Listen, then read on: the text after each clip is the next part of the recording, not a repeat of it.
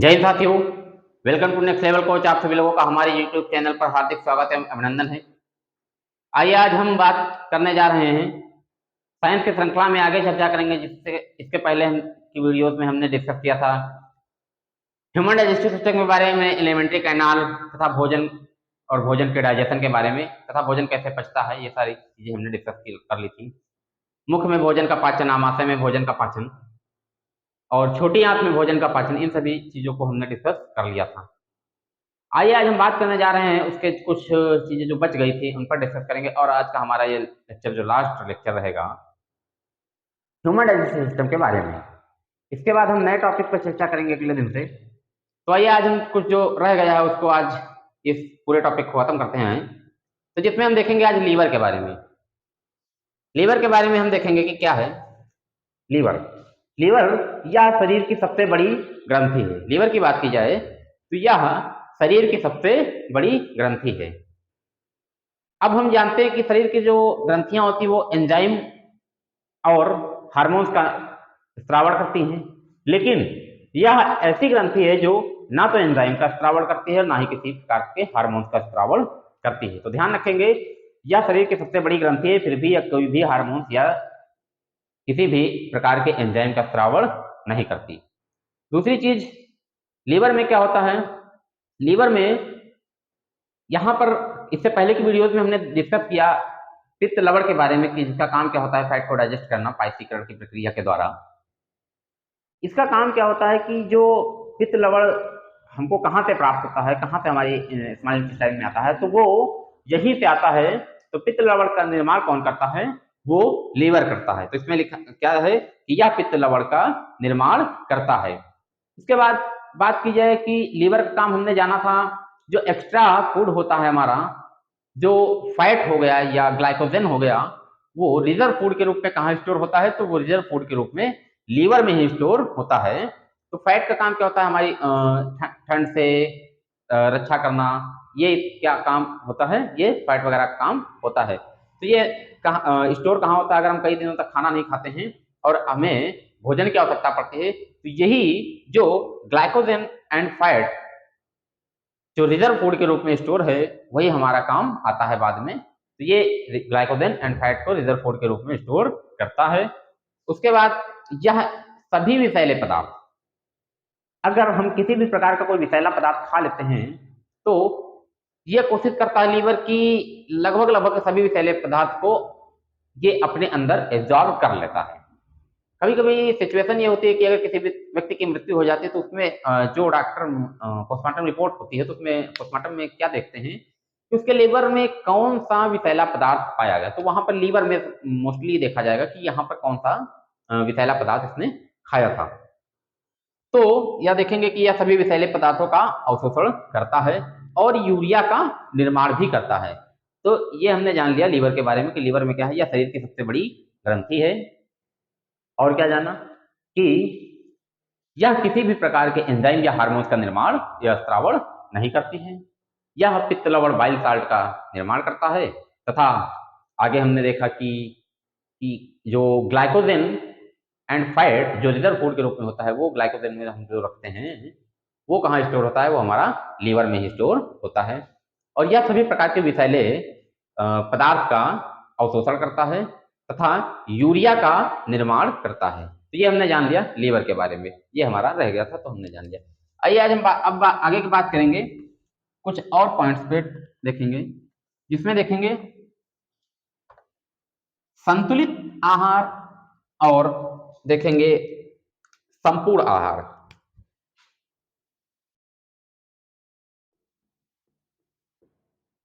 संतुलित आहार, तो बात की जाए किसे संतुलित आहार कहा जाएगा, संतुलित आहार क्या होता है। तो संतुलित आहार में हम कह सकते हैं जहां यदि भोजन में carbohydrate plus protein plus fat, इसका अनुपात कितना होना चाहिए, 5:1:1।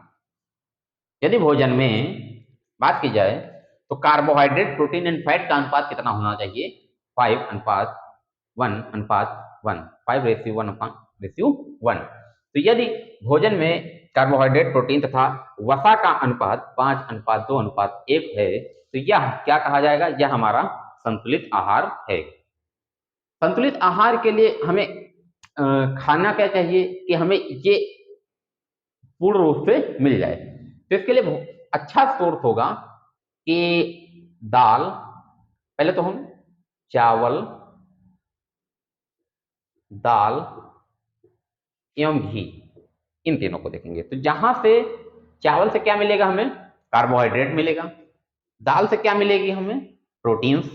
एंड घी की बात की जाए तो घी से क्या प्राप्त होगा? इससे हमें फैट प्राप्त होगा। तो हमने देखा कि यहाँ पर 5:1:1, यहाँ पर कार्बोहाइड्रेट, प्रोटीन एंड वसा का अनुपात 5:1:1 होता है। तो उसे क्या कहा जाएगा? उसे कहा जाएगा संतुलित आहार। आइए, और भी इसके लिए कई चीजें हो सकती हैं। आप मछली खा सकते हैं चावल के साथ मछली, क्योंकि चावल से हमें क्या प्राप्त हो जाएगा? कार्बोहाइड्रेट प्राप्त हो जाएगा। मछली से प्रोटीन एवं फैट दोनों प्राप्त होगा। इसके बाद हम बात करते हैं संतुलित आहार के बाद संपूर्ण आहार की बात करेंगे।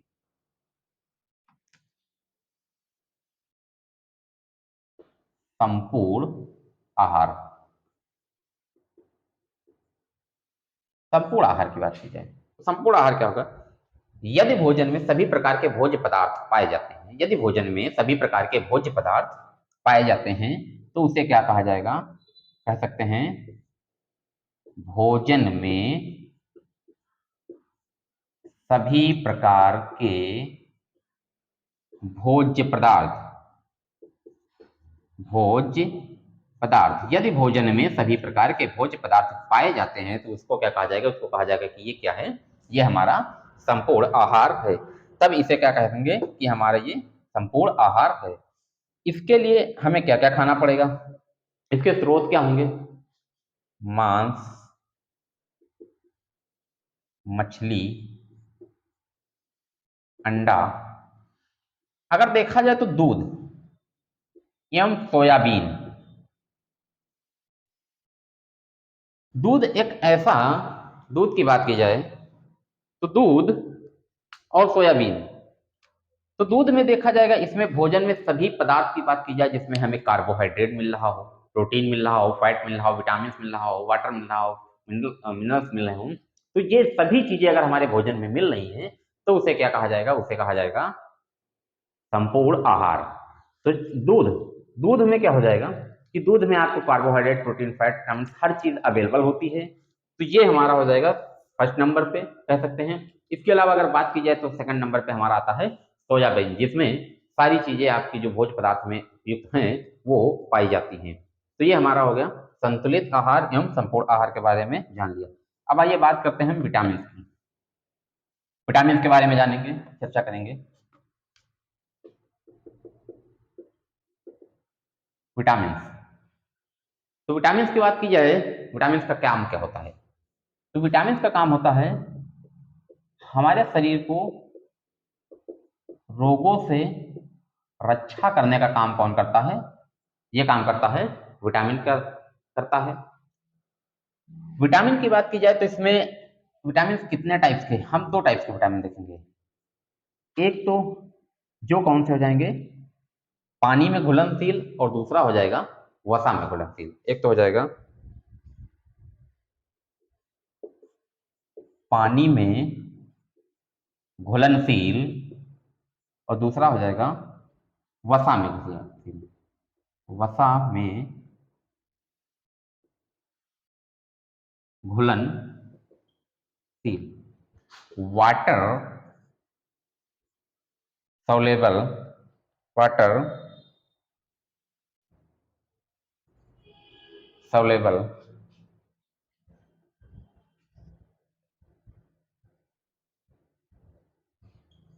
एंड फैट, कह सकते हैं इसमें fat soluble, fat, fat soluble।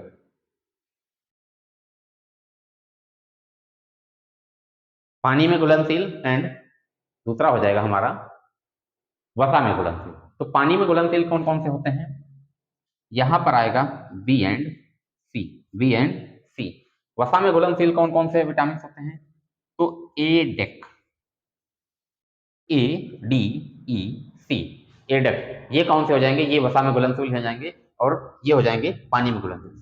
तो अगर एक पॉइंट यहाँ पे नोटिस करें कि ये अगर ये वसा में घुलनशील हैं तो जिसमें भी फैट पाया जाएगा तो मतलब कि ये विटामिन जो होंगे ये पाए जाएंगे, क्योंकि ये फैट में घुलनशील हैं। तो यहाँ पर अगर हम देख रहे हैं कि ये फैट में घुलनशील है, तो अगर फैट में घुलनशील है तो जिसमें फैट पाया जाएगा तो उसमें विटामिन भी हमारे ये पाए जाएंगे। तो आइए हम एक एक विटामिन, इसमें से क्वेश्चन कैसे पूछा जा सकता है कि निम्न में कौन वसा में घुलनशील विटामिन नहीं है।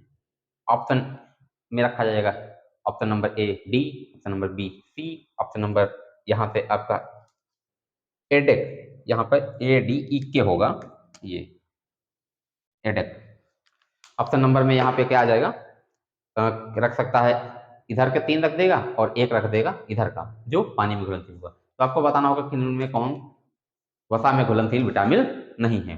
तो वसा में घुलनशील कौन है, तो वो ध्यान रखेंगे, ADEK, vitamin A, vitamin D, vitamin E, vitamin K. अगर पानी की बात की जाए तो vitamin B and vitamin C. आइए हम एक एक विटामिन के बारे में डिस्कस कर लेते हैं।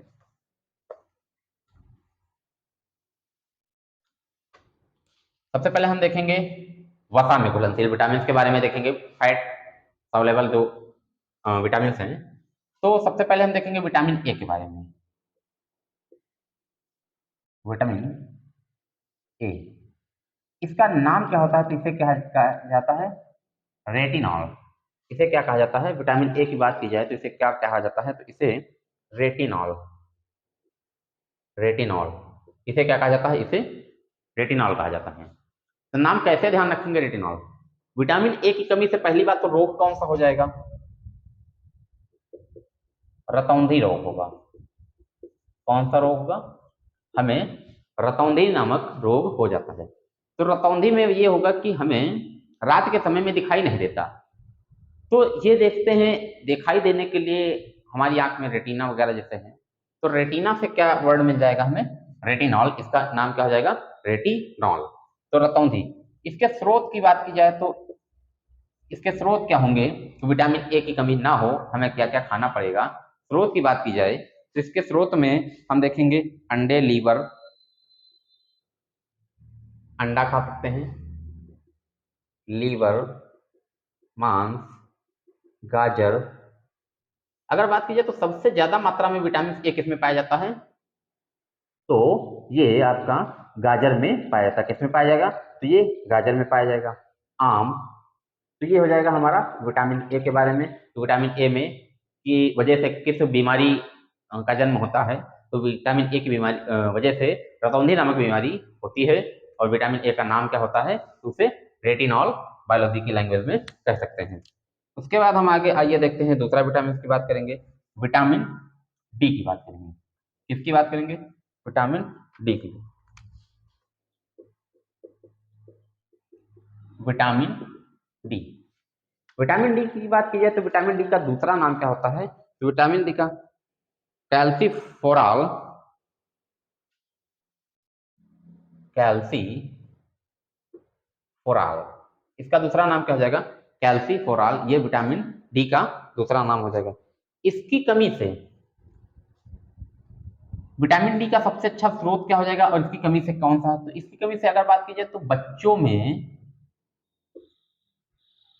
बच्चों में रिकेट्स नामक एक बीमारी होती है। बच्चों में कौन सी बीमारी होगी, बच्चों में रिकेट्स नामक की बीमारी होती है। ये किसकी कमी से होती है, ये विटामिन डी की कमी से होती है। और अगर बात की जाए महिलाओं में एक बीमारी पाई जाती है, ऑस्टोमलेशिया। महिलाओं में एक बीमारी पाई जाती है, ऑस्टोमलेशिया। कौन सी बीमारी पाई जाती है, केवल महिलाओं में, केवल कह सकते हैं, पुरुषों में ये बीमारी नहीं पाई जाती है, केवल महिलाओं में एक बीमारी पाई जाती है,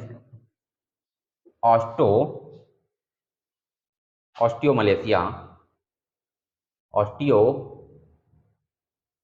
मलेशिया। तो जो ऑस्ट्रोमलेशिया नामक ये बीमारी पाई जाती है, इसमें होता क्या है? इसमें होता ये है कि जब किसी माता द्वारा गर्भधारण किया जाता है तो उस गर्भधारण के दौरान कैल्शियम का लगभग 70% जो हमारी बॉडी होती है, वो लगभग 70% कैल्शियम किससे हमारी बॉडी में आया है? वो माता से आया होता है। तो यहाँ पर देखेंगे जो ऑस्ट्रोमलेशिया नामक बीमारी होती है, ये केवल महिलाओं में ही होती है। उसका रीजन ये है कि गर्भधारण के दौरान वहां पर जो बच्चे होने वाले बच्चे को जो कैल्शियम मिल रहा है, उसकी जो हड्डियों वगैरह का निर्माण हो रहा है, वो किससे निर्माण हो रहा है? वो हो रहा है माता से, जिसके कारण उस माता में क्या होगा कि उसकी हड्डियों में थोड़ा सा कमजोरी आ सकती है, हड्डियां वीक हो सकती हैं। तो इस बीमारी को क्या कहा जाता है? इस बीमारी को कहा जाता है ऑस्ट्रोमलेशिया। तो ये आपको केवल केवल महिलाओं में देखने को मिलेगा, पुरुषों में ये बीमारी नहीं होती है। रीजन क्या होता है इस बीमारी होने का?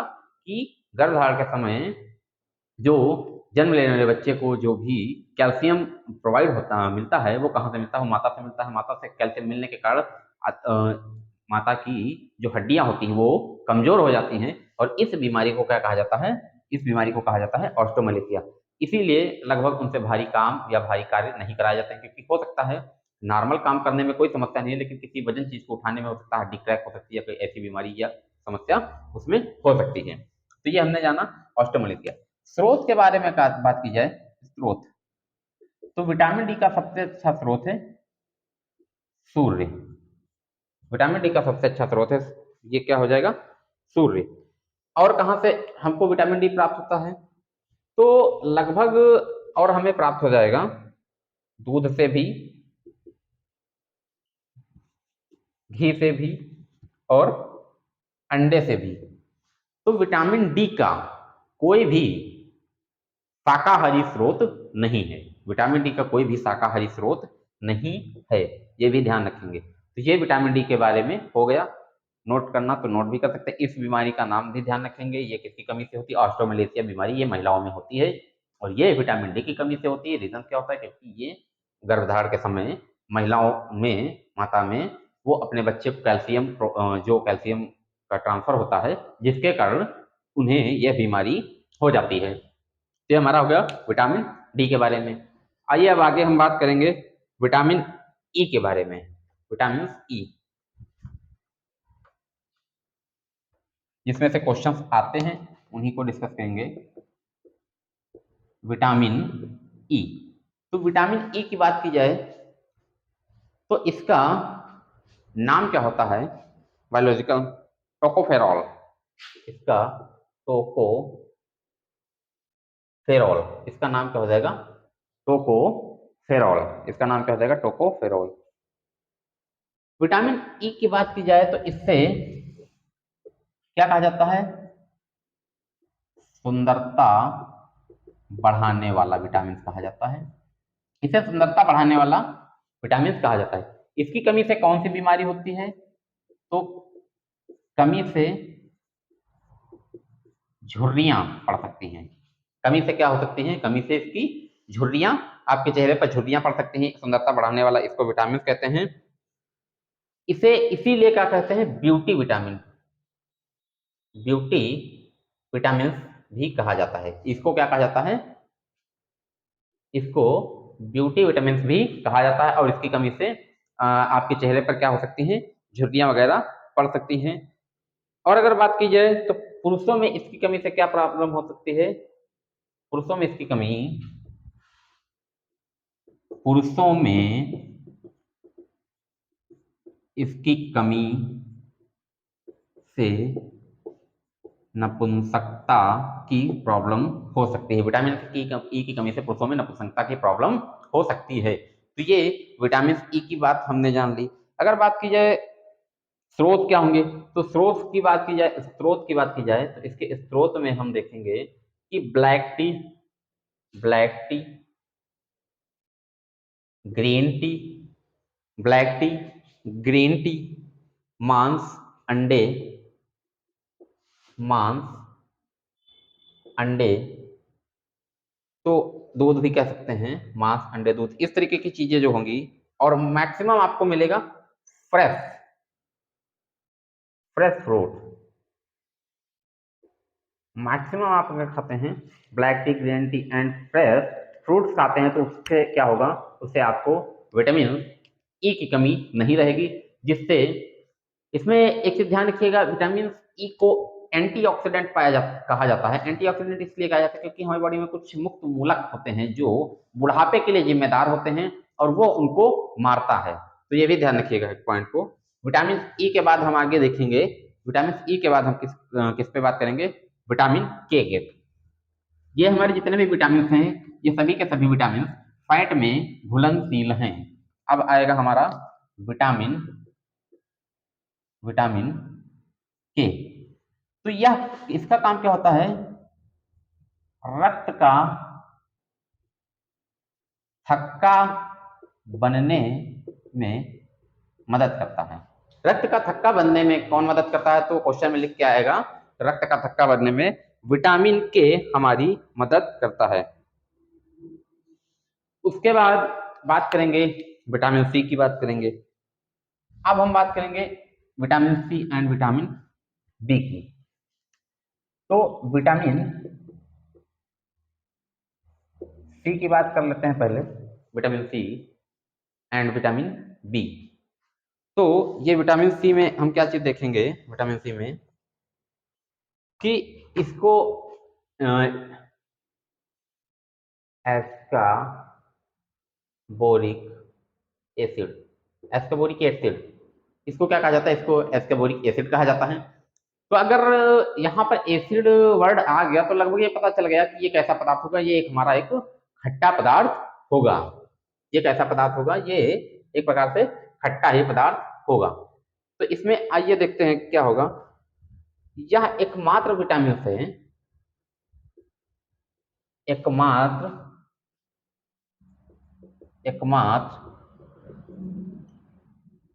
विटामिन जो दूध में नहीं पाया जाता। यह एक ऐसा एकमात्र विटामिन है जो कहाँ नहीं पाया जाता है, जो दूध में नहीं पाया जाता है। और इसका काम क्या होता है, शरीर का घाव भरने में मदद करता है। या क्या करता है कि यह शरीर का घाव भरने में मदद करता है। इसकी कमी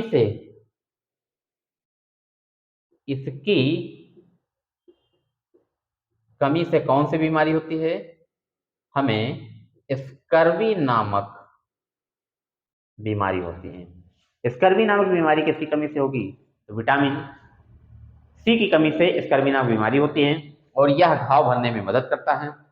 दूध में एकमात्र विटामिन ऐसा है, यही है जो दूध में नहीं पाया जाता है। तो हमने विटामिन सी के बारे में देख लिया।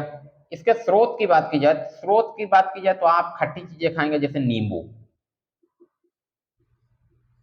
आंवला, संतरा, इन सभी चीजों में आपको क्या मिलेगा, इन सभी चीजों में जितने भी खट्टे पदार्थ इस तरीके के आपको मिलते हैं, इसमें क्या पाया जाएगा, इमली कह सकते हैं। तो इसमें क्या पाया जाएगा, इसमें विटामिन सी वगैरह पाया जाता है।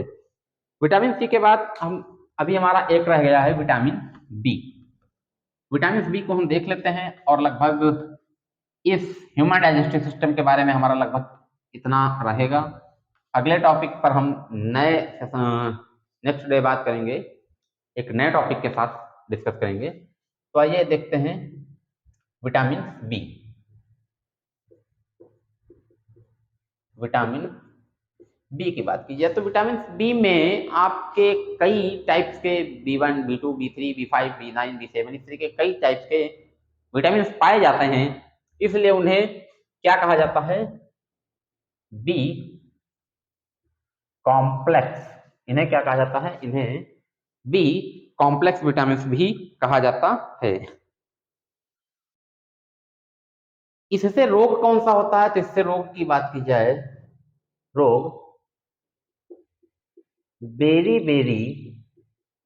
नामक रोग होता है। इससे रोग की बात की जाए, विटामिन बी की कमी से कौन सा रोग हो जाएगा, तो विटामिन बी की कमी से बेरी बेरी नामक रोग हो जाता है। अगर विटामिन बी की बात की जाए तो इसमें कई टाइप्स के, तो हम एक चीज देखते हैं कि जैसे चावल वगैरह खाते हैं,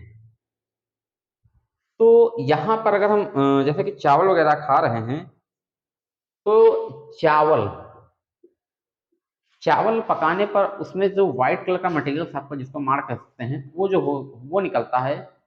तो अब तो चावल को इतना पॉलिश कर दिया जाता है कि हमें वो नहीं प्राप्त हो पाता है।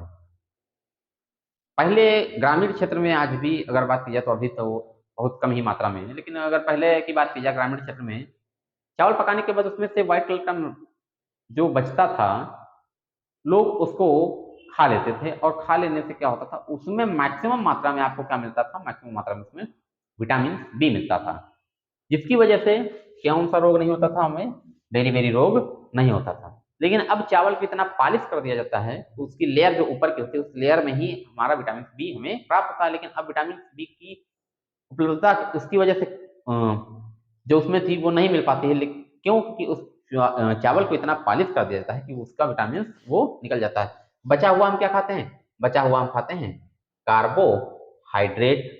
बचा हुआ हम क्या खाते हैं? बचा हुआ जो हमारा रहता है उसको हम क्या खाते हैं? केवल और केवल कार्बोहाइड्रेट ही हमको प्राप्त होता है।